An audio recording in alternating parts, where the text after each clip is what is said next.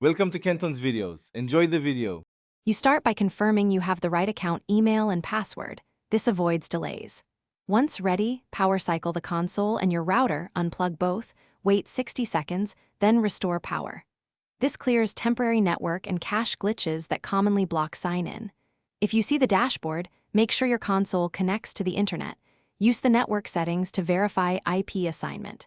Doing these steps first removes the most frequent causes, so you can move to account fixes next. Next, remove your profile and then re-add it. This refreshes credentials and local profile data. While you're there, test a wired connection if possible. Wired often resolves intermittent Wi-Fi problems. Check NAT type in network settings. Strict NAT can block sign-in features.